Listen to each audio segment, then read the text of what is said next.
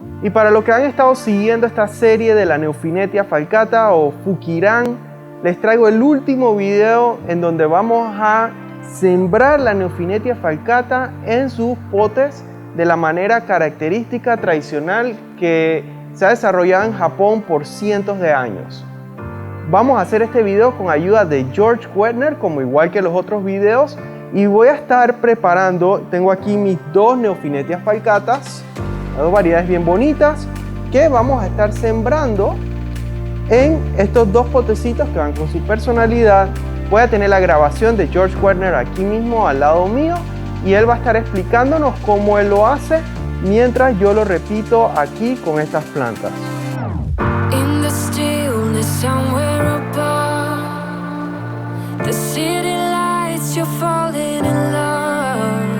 Antes de empezar, recuerden suscribirse a nuestro canal de YouTube si no están suscritos, poner la campanita para recibir notificaciones y seguirnos en Instagram, Facebook y todas esas redes para estar atentos de todo lo que estamos haciendo.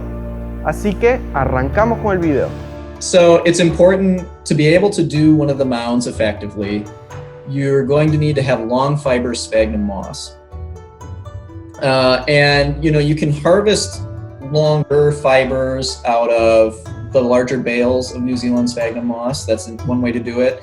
But you can also get, it's called 5A quality New Zealand sphagnum moss if you're able to find it. It's expensive and it comes in small containers, but you can get long strands. These long strands really ultimately help to form the outer shape of the moss ball. But the way you start out here, and depending on the size of the plant too, it's easier, like with smaller plants, you don't need as long of a fibers. The fibers really help to touch it up. I have definitely, in a pinch, just kind of used whatever I've had around. But the long fibers, if you really want to touch it up, are kind of where you end up going. So you can see here, this plant, this Gojo Fukurin, I've removed the plant itself from the moss that I had it in. And the first step when you have a plant like this is just to look at the roots and see how the roots are for health. You can see this plant has some sort of dead brown roots, things like that, and they may be brown partway down at a fork, or they may be just lightly brown at the tip. But you can kind of feel, when they're papery and thin and clearly dead. So what you want to do, and this is obviously the good rule of thumb with any orchid, you have your pruning shears or a razor blade or something like that, but you want to make sure it's sterile between uses. I use a torch to sterilize mine, just to avoid viruses, particularly with these plants because they can live for a really long time as a mass, and because you may share, the propagation is through splitting. It's really important not to introduce plant viruses, orchid viruses into these plants. I have never personally encountered a Neofinetia with a confirmed virus, but it's always possible. Now that being said, different orchids show viruses sometimes a little bit differently. It can be harder to tell with some plants. Caution is always good. You go in and you trim your little bits of brown tips on the roots, remove any dead material. Generally good practice, and I'll just do a couple here. I'll demo mound this more quickly. So you clean up your root mass, and then you find sort of the center. Because these plants, like Vandas, have that central axis as a monopodial orchid, you can kind of create this hollow space underneath the roots, right? You can kind of see, you can get your hand underneath it like that. And that forms the basis of the first part of the mound. So you take a pile of sphagnum moss. It can be shorter sphagnum. Actually, it's easier to do with some shorter sphagnum if you want. You don't have to use the long fiber. And some people, for ease, will use something like a pop bottle to form the moss over the top. You create kind of a hollow cone. I, with more practice, am at the point now where I will use a couple of fingers and create this pocket underneath the cone of the moss. Form it over my fingers like that. When I do it like this, I like this just because it gives me the ability to kind of turn and work as I go. Is it easier with drier moss or with wet moss? You want to use lightly damp. Crispy dry won't form, but wet moss will also kind of slough around. I like to keep mine just like when you feel it, it feels lightly damp, but it's still kind of crispy. And the important thing is to try through all of this process, and this is where for beginners, it's easier if you use, again, a bottle or something like that. There are also actually, if you can find them, and these work for larger Neofinetias, these are actually specially made cones that go in the middle of this moss bound. You could also use a little net pot if you want. I've used small upside down net pots as an alternative. You make the cone, and the goal is to keep the hollow pocket at the center of the cone. And then you place the Neofinetia kind of in that middle part, as we talked about, the empty space, right on top of the cone like that. So now it sits nicely all around. And it's just to keep a little bit of center filler. So the roots now, what happens is you start to layer over the roots. So the roots are on top of this one layer, but then you take your longer fibered moss and you start to layer it over the roots, kind of across, and actually I'll grab a couple longer fibers, it might be a little easier to see. Not directly around in a circle. The way I was taught was to go at about a 45-degree angle. So start at the top like that on that side and wrap down lower on the other side. So kind of coming in like this across. And if you're really meticulous, you might do this literally 1 or 2 strands at a time. Most people I know aren't so, and I admittedly am not either, so picky. I will grab a small handful of the longer moss and do 4 or 5 strands at a time. And again, wrap from kind of the top just underneath where the growths come out, down and across the other side. And you repeat that process. Now you can see at some point, if depending on how secure and stable it is, you can actually take your hand out of the middle and try and again, maintain that airy cone in the middle. And then you just keep turning the plant and adding a couple more strands at a time around the sides. And I've seen some people do one side at a time. So they'll try and cover going at that angle. They'll kind of cover most of one side, then they'll turn it around, do most of the other side. You want to have as many of the roots covered. And if your sphagnum moss is long enough, the ends will trail down to cover the rest of the roots at the bottom. And then once you get to that point, now you can take some of your longer, so you have enough wraps to cover. Then you can start to take some of your longer fibers and you might wrap them around a little bit more, down and across, to kind of hold things in place. At some point, to hold everything together, you'll take the plant and put it into the pot it's going into.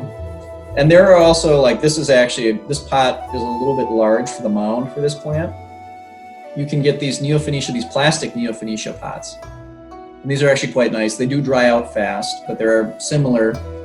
You can stick that in there like this, and you want to, again, be careful when you put it in. You want it to fit in, but you don't want it to be snug and tight, because if you jam the plant in, you'll collapse the center. Exactly, and then you lose the point of having that.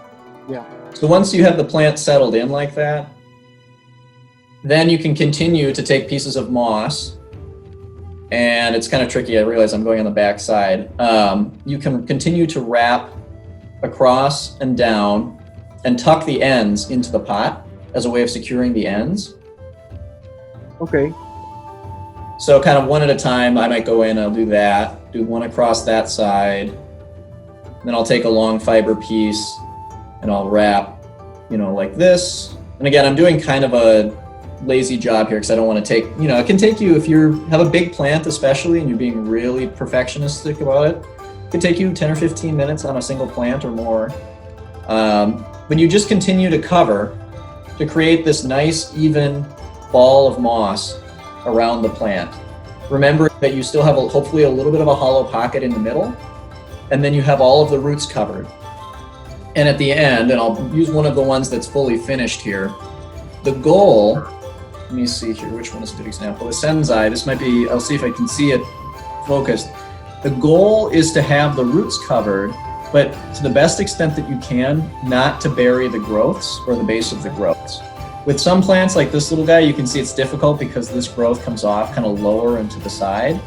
But with other plants, like the Izumi Botan here, you can see you covered the roots without obscuring the bottom of the plant. If you Exactly. You want to avoid having rot. But if you wrap too low, you expose more of the roots, and it just kind of serves to dry out the plant. It also doesn't look quite as good. So you'll take your time kind of in tweaking the moss and wrapping the moss in a way that ultimately gives you the coverage that looks good to you.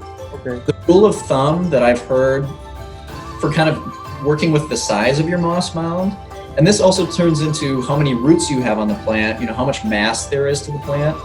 The good rule of thumb is to have the moss mound be about the same size, as, like kind of proportional to the pot. You can see it balances.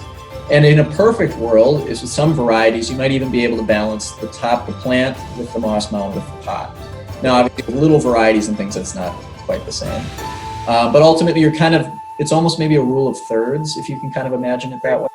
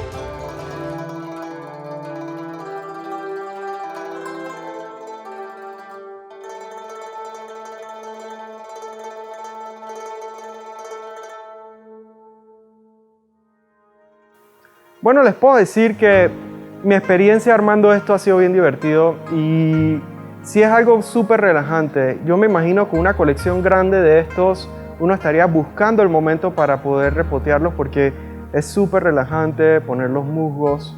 Aquí en Panamá, como no importamos Sphagnum, yo creo que el problema más difícil es poder conseguir este famoso Sphagnum de fibra larga, y como verán, nunca conseguí uno tan largo como los de George. Pero ahí del saco que tengo pude como sacar las fibras más larguitas y con eso me pude defender. Yo voy a ver cómo podemos reproducir el Sphagnum que tenemos acá para ir sacando fibras más largas y ver si podemos de los sacos separarlos un poco para los que quieran comprarlos. Pueden escribir directamente a Instagram, a Finca Drácula, si están interesados en estos Sphagnum de fibra larga, para ver si podemos sacarles una bolsita, porque honestamente no se usa mucho para hacer uno de estos potes. Aparte de eso, como verán, usé una canastita que rompí y eso fue como la solución práctica que encontré aquí. Esas canastitas que rompí ya no las importamos, esas son unas canastitas que seguro tienen aquí en la finca como 15, 20 años. O sea que hay que buscar otras alternativas, pero yo estoy seguro. Vieron que él usó como una botella de Coca-Cola para hacer como la forma y después la quitó. O sea que la canastita en sí no es 100% necesario, pero a mí sí me hizo la vida mucho más fácil. También lo otro que noté es que la capa que va primero adentro, esa no tiene que ser de fibra larga, así que con eso uno se puede defender. Cuando saqué las plantas de los potes donde vinieron, vieron que no tenía muchas raíces. Yo creo que estos potes no son lo ideal para el cultivo de estas plantas y por eso es que se veían tan feas. Así que sí pienso que es muy importante pasar estas plantas cuando consigan a un pote, sea en la forma tradicional o pasarlo a un montículo de madera o de corteza o de estopa de coco, porque eso estoy seguro que para la mayoría de ustedes les va a ir mucho mejor que simplemente dejarlos en los potecitos baratos que vienen de China. Como vieron, al final yo encontré una empresa que trae en Panamá estos potes. Estos potes yo no los vendo. Ellos quedan frente a Lung Fung. El que está en Panamá sabe dónde queda Lung Fung. Cruzando la calle, ahí hay una tienda de un señor muy agradable. Les voy a dejar el link en la descripción. Y ellos tienen muchos potes que son prácticamente del tamaño necesario para las Neofinetias falcatas, y me encanta que tiene una selección grande, así que uno puede encontrar como el que va con la personalidad de la planta y obviamente el que le gusta a uno. Yo tengo un amigo que compró una y él tenía un pote con una cara bien cool y le abrió un hueco y ahí puso su Neofinetia falcata. O sea que tampoco, si no lo van a hacer muy tradicional e importarse un pote tradicional de Neofinetia falcata, cualquier otro yo creo que les pueda servir. Yo escogí este pote porque me gusta, como este tiene las líneas largas y tiene como esa variegación. Me gusta que esto tiene como ese motivo también y es alto y largo, entonces como que la forma esbelta de la planta se refleja en el pote esbelto. En cambio este que tiene las hojitas de poroto y es como coqueto, le conseguí un pote como que parece como mágico, como así gordito y bien coqueto también. Así que por eso fue que escogí estos dos. Si ustedes ya tienen una Neofinetia falcata y le han puesto potes, me encantaría ver en qué potes los han puesto, porque seguro yo creo que eso es lo más divertido del cultivo de esta planta, es sembrarla. Si están viendo este video y no han visto ninguno de los otros videos de la serie de la Neofinetia falcata, les recomiendo que ya mismo vean el playlist donde están todos esos videos donde hablamos sobre la cultura, la iluminación, formas de siembra y cuidado de estas plantas para que puedan hacer un excelente trabajo. Otra vez les doy muchísimas gracias a George, que fue una gran ayuda armando estos videos y con sus palabras sabias en el cuidado de esta orquídea y todo el apoyo que él nos dio en esta serie. Definitivamente estas plantas son increíbles. Yo creo que ninguna otra orquídea cumple todos los checkmarks divertidos.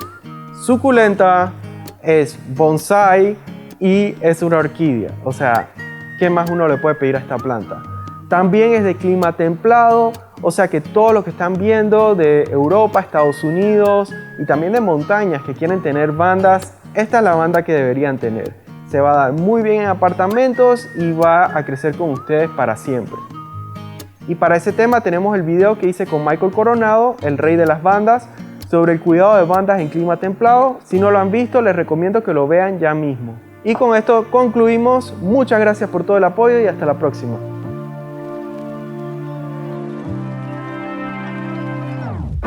In the stillness somewhere above, the city lights, you're falling in love. Still aware, you know it is true, that you are lost and this is a clue. Love is forever, love is forever. To believe you gotta let go. Light as a feather, light as a feather. Lucid dreaming over Tokyo.